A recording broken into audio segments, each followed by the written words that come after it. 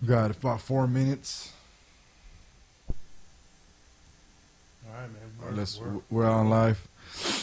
All right, here we go. Here we go. And the famous words of Johnny O. So I'm getting ready to call.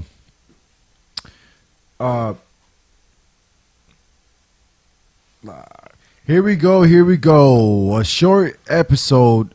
Even another special edition of the Already Ready here.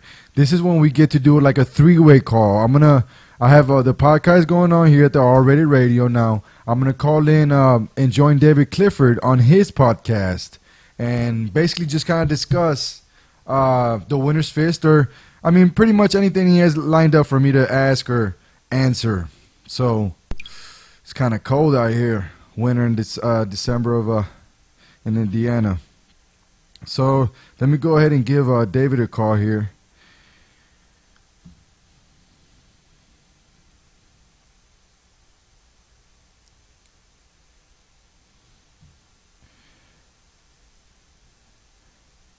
Like I said, his podcast has been rotating for a number I think of years. I'm pretty sure he's been doing this for a number of years, and it's definitely an honor to be part of it. I mean, anytime that you get to partner up and do any type of work with your the people that are also on the same line as you, and you guys do the same thing. I mean, anytime you partner up and do something together, that's just always beautiful for the game. Here we go. Here we go. Burr. Blog Talk Radio. Welcome to Blog Talk Radio. Please hold and you will be able to listen to the show. Dave TV. All Dave. All the time. And we've got a caller. Speaking of year-end recap, we've got the Winner's Fist Awards coming out again this year. And I like to have him on the show. Matter of fact, 1 year ago today, he was on when it was called Live in the Cage. And I believe this is him right here. We're bringing him live. Is he live? Yes, sir. Yes, sir. I'm here listening to you guys. Yeah, I agree with what you just said. I was just telling my boy Kyle over here that, yeah, man, I was just that came up in my memories on Facebook, and I was on with Dom O'Grady, and I didn't even realize it at the time, bro. But what a great privilege to be for me had been on the show with him, like you said, Live in the Cage. But yeah, I'm here, boss. 1 year ago today, man, and so welcome back.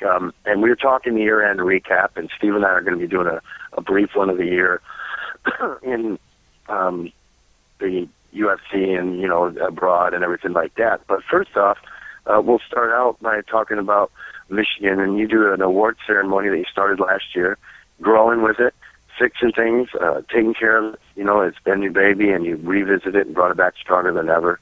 I really enjoy that. I like that you did this on a grassroots level. You've got Indiana and Michigan, several positions. It's a great way to reward people who spend a lot of time and effort either in the presentation and production or the actual competition around mixed martial arts. And it's called the Winner's Fist Long Live Local MMA Awards, and it's kicking off again. All the nominations have been coming in. Really, especially like the announcer thread, because my name's on there like 10 times already.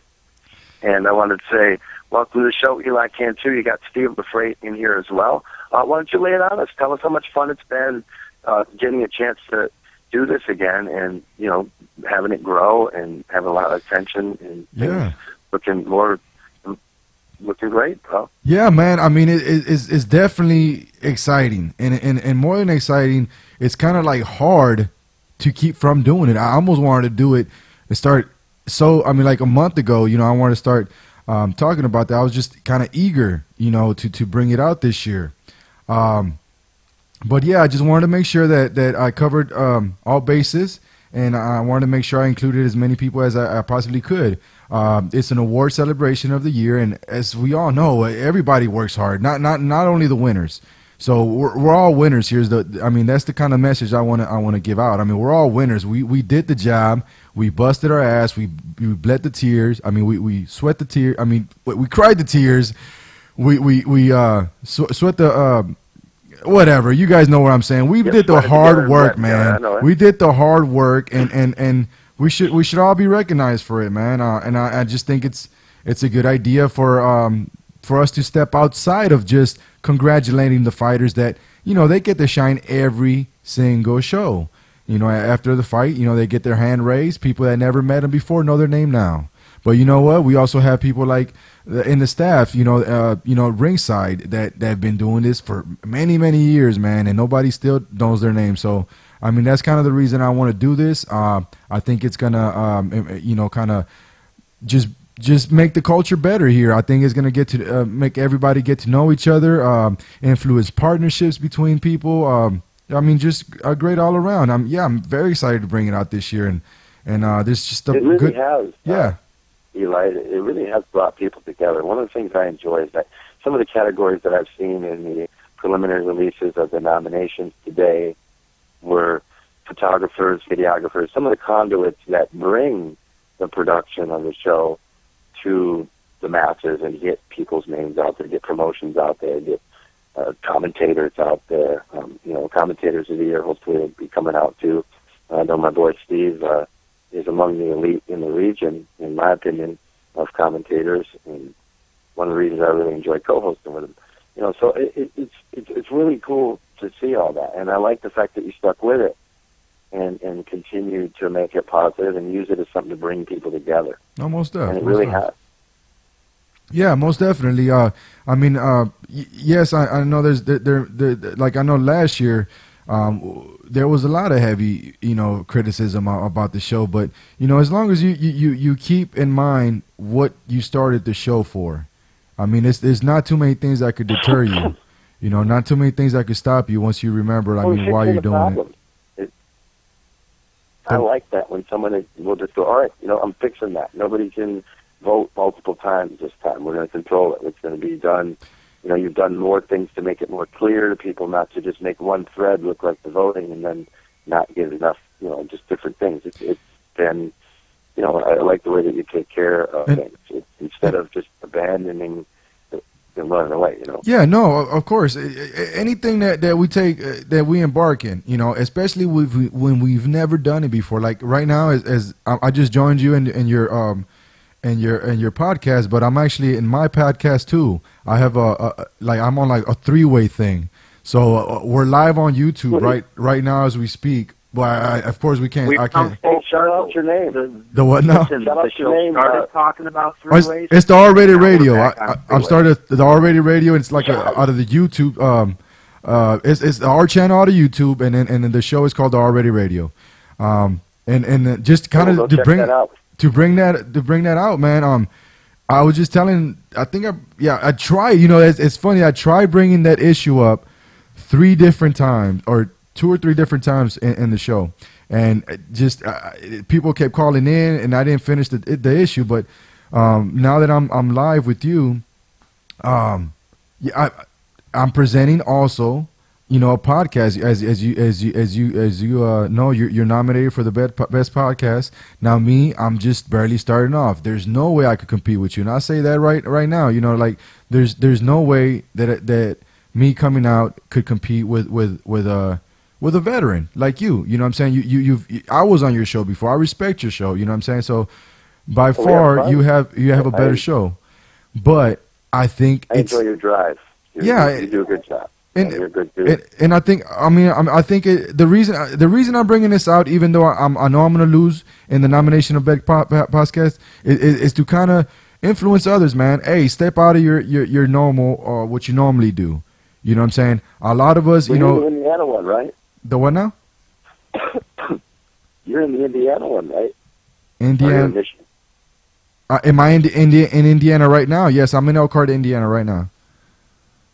So you're in the Indiana podcast. We ain't going against each other. We're brothers. Oh, right. No, I mean, just MMA as a whole. But that's the thing okay, look, for example, let me bring this. I was talking to Jeff Wagner the other day, and I was telling him about managers. I think that's going to be a hot topic this year with sanctioning taking place in Michigan and MMA. And, you know, we're having so many, loops we have to jump over. And so I think managers is going to be a necessary a spot. And I was telling them like, hey man, you should look into that. I think you'd be a good manager. And we were just kind of. I'm sorry. The one now? Cut off. Okay, go ahead. So yeah, we were kind of. I got cut off in the agreement just a minute. Oh, so me and Jeff Wagner were kind of bouncing ideas about managing, and he brought up that, hey, well, I think there's some other guys that are trying to be managers at this time. What about them? And I'm just kind of like, what about them, bro? It's because of them that we're gonna bounce off each other. You know what I'm saying? There's not gonna be a one person for every. I mean, it's a culture here. We got to give people choice. We got to people just competition. Friendly competition is what makes us grow. So that's kind of what I'm trying to promote. A lot of people have ideas. Even outside of MMA, they have ideas, but they don't put them on blast. They don't follow through with them because they think they're gonna fail. They think they're gonna get criticized or whatever. But that's kind of what I'm trying to bring out, as many things as I possibly can, man. Just kind of encourage people that, hey, do it too. Why not? If you thought about it before and you have a little passion for it, why not? So that's what Winner's Fist is all about, brother. Absolutely. And Steve, I wanted you to go ahead. I don't know if you followed last year or not. I seem to remember, of course, you had to have made some comments on some of the fun I had on the announcer one. But, I just wanted to see if you had any questions about this. And, it's kind of cool that we finally got something that's trying, and actually is going to be compiled properly, and people are going to be able to have some fun celebrating what everybody did all year. Because I'll tell you what, before I turn let you go ahead and ask any questions you have, I just want to say that if you ever looked at an actor's resume or any athlete as well, if they've been nominated for something, that's on their list of accomplishment. Exactly. And so that's important to recognize. So, Steve, any questions about how this works? And, it's a pretty exciting thing to do for our region. No real questions. From a personal standpoint, I've sort of been the antithesis of a self-promoter. I never promote myself. I've got a body of work out there. I think it speaks for itself. But that's it. I'm not going to speak for it. And consequently, I don't wind up in those same conversations with, if it's, I don't even remember who won the award for best play-by-play commentating team last time. But I'll put Kara Rowe and I up against anybody, and we get paid the most. I'm going to nominate you. We do the biggest shows, and for me, that's always been plenty. That's always been plenty. So I don't have a whole lot of questions. I think the fights, they tend to speak for themselves, and the fighters, those things are easy to judge because one hand goes up and one hand doesn't. So it's easy to see who the better fighter is at the end of each fight, and then across a career, you can side by side with records and who they fought and such. But when it comes to support staff, I think that it's hard to avoid the impact of shameless self-promotion on things like this. And it's the same way you had mentioned big award shows. They do the same things. The studios go nutty with the promotion. I call it hustling. What's that? I call it hustling because I'm out there making myself known and I guess promoting myself through my own character a lot. And it's don't take it the wrong way. I'm not hating on it in the least. No, I'm just saying because of the type of personality I have, I'm never going to be listed on those things. Some of the best of all time, coaching and things of that nature. Steve, I'm cool with that. If I could add something to that, that's exactly what I think. What about people? Some people have the personality to want to partner up, and that's a good thing. And some people don't, and that's not a bad thing. You know what I'm saying? Some people, right. You can have, a fighter that's not so good, but he promotes himself right, and he's gonna put himself and make himself look like he is the best fighter just because of his image. And then you can have the actual fighter that's really paid all the dues and got the high belts in jiu-jitsu and has paid all that, but he's antisocial maybe. You know what I'm saying? Maybe he doesn't like to be in the scene and be in the mix. You know, he likes to win his fight and go home and chill. You know, we have that. So for that type of fighter, I think a manager would be necessary for him to be in the scene, to be making the moves, to be in those conversations. You see what I'm saying? So yeah, so there's guys that like to do it themselves, like, oh, I'm gonna do everything, I'm gonna be my own this, my own that, my own that, and other people that like to partner up and just kind of spread out the the energy, you know, and a good manager knows how to distribute energy well, you know. So I mean, those are the kind of qualities we look for. And knows how to find somebody that's exactly able to achieve what's necessary to get paid enough to have a manager and partner up. But I really appreciate. I appreciate this hybrid podcast. Me and Steve only have a little short amount of time left on ours, Gotcha. And so we got to do a little year-end recap. But I want to, again, let everybody know the 2015 Winners Fist Long Live Local MMA and its LLMMA Awards. There's a Facebook page where you can go and find each and every nomination, and then I'm sure there'll be the voting polls and everything that'll be arranged afterwards, correct? Yes, sir. As of tonight, the one thing I just want to leave is the only thing that's not on there is the fighters. I only put the staff up. Okay, so after this show that we just got done doing, now I'm gonna put the fighters in. We're doing amateurs and professionals this year, so be looking out for that. I'm gonna post that here as soon as I go home and I got time. So tomorrow morning it should be up and ready. David, thanks for having me. Steve, first time I speak to you. I've seen you on Facebook. First time we talk. Hey, nice to meet you. Audibly meet you. So, and I'm looking forward to formally meet you. So, Dave, yeah, if you don't have anything else for me, man, I'll check out. And thanks for having me here. Yeah, and again, it's what's that? Shout out the YouTube page and the name of your show and everything, so our listeners can also get. It's the R channel. It's the R channel. Anybody that would like to support it, it's the R channel on YouTube. Just subscribe. Look for the R channels. And then for our radio show, it's called the R-Rated Radio.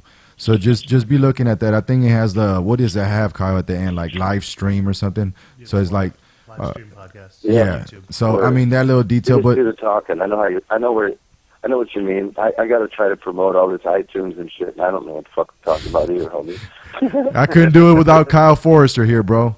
He's the genius behind all this. So. I hear you, man. But yeah, hey, thanks for having us on, boss. Yeah, man. Thank you, and keep doing what you do. I love it, brother. Yes, sir.